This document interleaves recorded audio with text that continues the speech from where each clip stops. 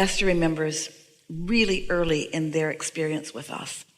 And she had walked down to the gate to open it. Jerry was bringing the car. And he was a little behind her, so she said, I'll just walk down and open the gate and wait. And she was so tuned in, tapped in, turned on. She had been meditating. She was blissful. She went to the gate, and as she stood there, the sky was more beautiful than she had ever seen it. She just couldn't even understand why it looked like that. And she could smell fragrances, flowers, that she couldn't even see anywhere around her. She couldn't understand why she could smell something that she couldn't see. And the birds were singing. The wind on her skin, everything about her experience was heightened. And then she said, Abraham, it's you, isn't it?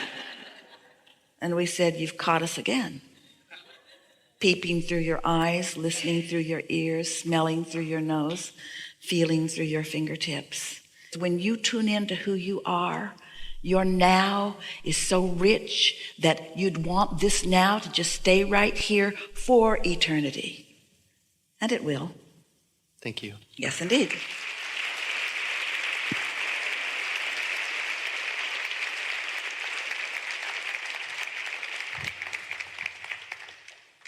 I knew that.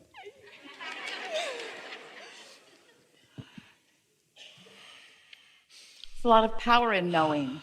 There's no resistance in knowing. There's no doubt in knowing. There's absolute in knowing. Wow. I've had so many signs this morning. I will be here. Signs meaning indications that you're ready to be ready, to be ready, to be ready, to be ready. Signs are fun, aren't they? Yeah. Right now, I'm in my transition to move into a different place. And it is very interesting. I had my plans before to move yesterday to Miami. And I'm like, okay, I will go to Abraham in Boca Raton, which is on Saturday. And my plans changed, and I'm like, okay, maybe I have to go twice. So today, because I am close to Orlando, and I'm moving next Friday to Miami, and I will go to maybe Boca Raton. So, that's all really good, but we think you're overthinking it all. In other words, so maybe it is my problem. So Abraham, I'm stuck a little bit in my life right now because I'm thinking too much. It's true. You're always right. This is true.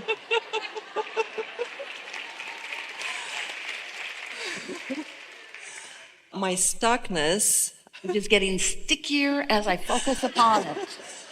I'm back and forth to my ex-husband a few times, like 7, 8, maybe 9 times, for the last 7 years.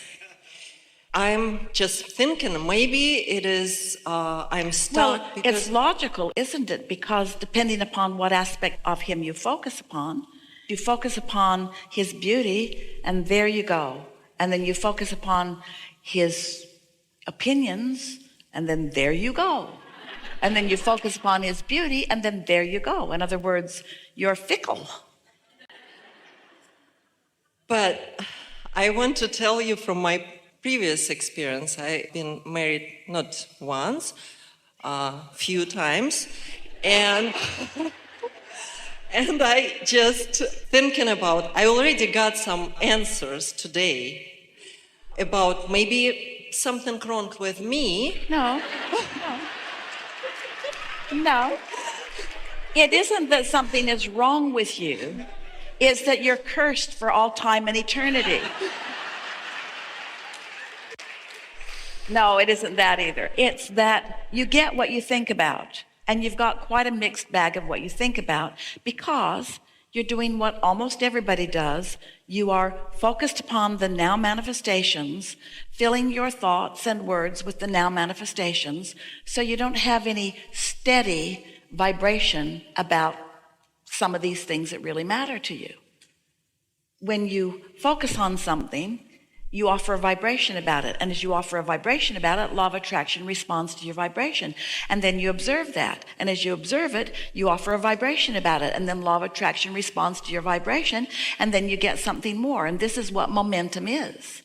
It would be literally impossible for you to just stop thinking all of those thoughts because they're active and law of attraction keeps bringing them to you. It almost feels futile when you approach it from an action-oriented way. But if you could leave that aside for a little while, just let that be a subject that you don't try to figure out. And this is what we were asking you. Don't try so hard to think things through. It's nice to have general plans about things. And of course, it's nice to have intentionality. Earlier today, we started to tell you something that Esther's been thinking about. And here is where it really fits for an explanation for you.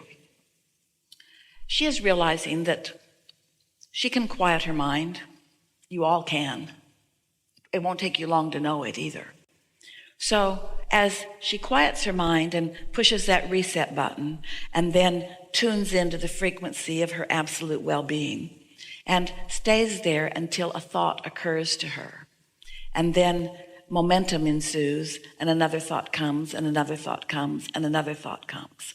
Now she's asking the question, once those thoughts begin flowing, and I know for sure that I'm receiving, not thinking, could I start thinking about the things that I just received?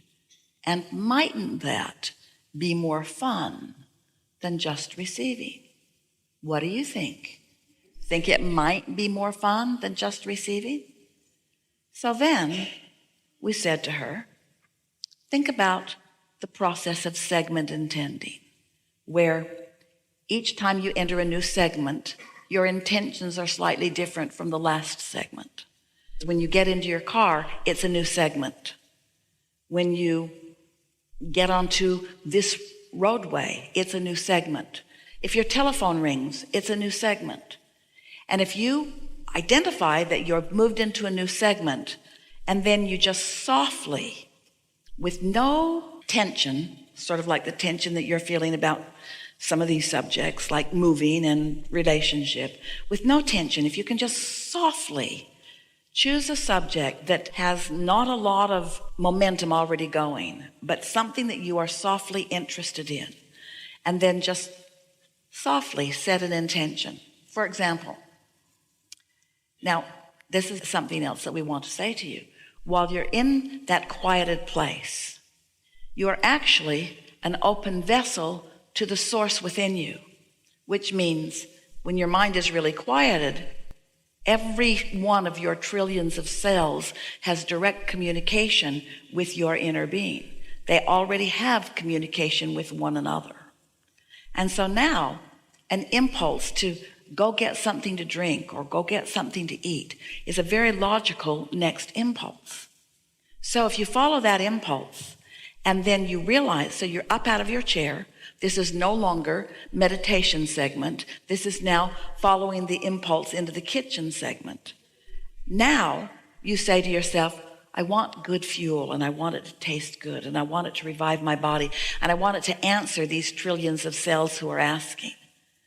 Can you feel how now you have applied your more specific intentionality, that now you've put yourself in a place of even swifter momentum, and you could move from segment to segment to segment to segment to segment with that kind of intentionality going, being inspired from broader perspective.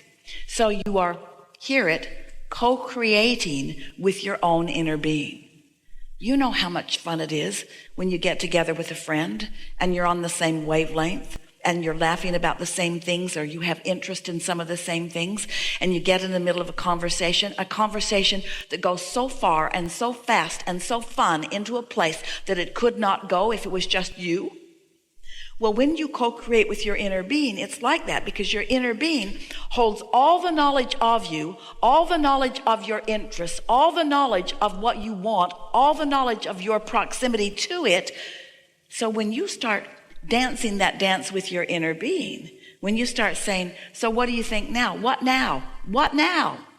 Well, what now? Well, what now? Oh, momentum can gather so fast. Helpful? Yeah, but when you are with another person on different vibrations, so Yeah. And that's going to keep happening until you do some of this. You can't get there from there. You're just going to duke it out with them. You're just going to offer your opinions while they offer their opinions. Nobody's going to get any satisfaction from any of that. You've got to get solid in what you know before you have any real power of influence. And what we want you to know is your power of influence, is not to get them to agree with you. It's that you're holding your own so much that you don't disagree with yourself. You see, that's what happens when you get together with others. If you're not solid in what you know, if you haven't meditated yourself into alignment, if you don't have the leverage of all of this knowing within you, then you are in a very fickle way, more easily distracted from who you are and what you mean by somebody else that's not even thought it through that much. And you know what else? If you've taken the time to get there, and you're playing with somebody else who has taken the time to get there, the two of you in alignment will have a conversation that will knock your socks off. When you come together with someone else who's in that kind of alignment, you don't find yourself in competition with each other. You find yourself feeding off one another. You know it. You get together. You have that kind of fun when you get together with friends like that, where it doesn't matter who's the straight guy and who's the funny guy. It doesn't matter who delivers the punchline. Everybody's laughing. Everybody's having a good time. Nobody really cares how you got there. And that's what it's like when you play with your inner being. So what we're really encouraging is that through meditation, you will come into that partnership with your strongest resource. And then with that stronger resource flowing through you, you'll be more influential. And then fewer people will be trying to talk you out of something. Esther spent a lot of time. She had so much fun moving furniture around and picking some new pieces and getting the house ready. And then her daughter Tracy came to visit. And there's nothing that the two of them like more than to play those games together. But Tracy was in one city and Esther was in another city, and it wasn't possible to play it together, and Esther saw no point in waiting for Tracy. So Esther just played the game with herself and with others and with her inner being, but not with Tracy. And when Tracy got there, she looked around and she was not up to speed with the changes. And she said, oh, no. That should be over there. And Esther just watched her move it over there and smiled. And then she said, and that shouldn't be anywhere. That should go to the garage. And Esther just watched her pick it up and take her favorite new footstool to the garage. And Esther thought, my edge is gone. I feel no powerlessness. I feel no competition. I just feel that when Tracy leaves, I'll put it all back the way I like it.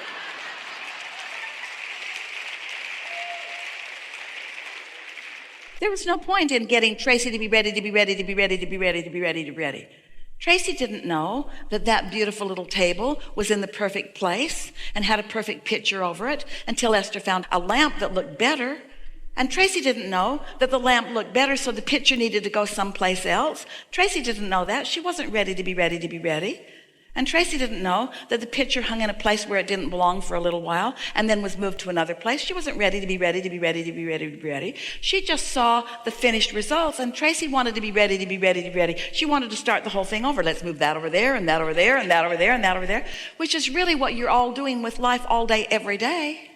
It's what you're doing with life all day, every day. Just finding a way to be more interested now in what moving parts you have going on around you.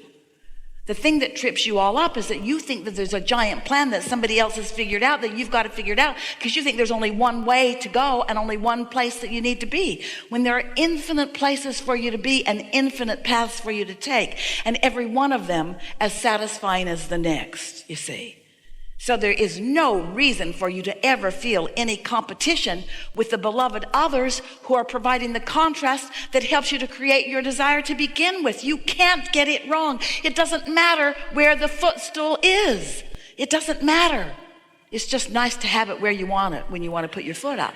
And the garage really isn't the best place.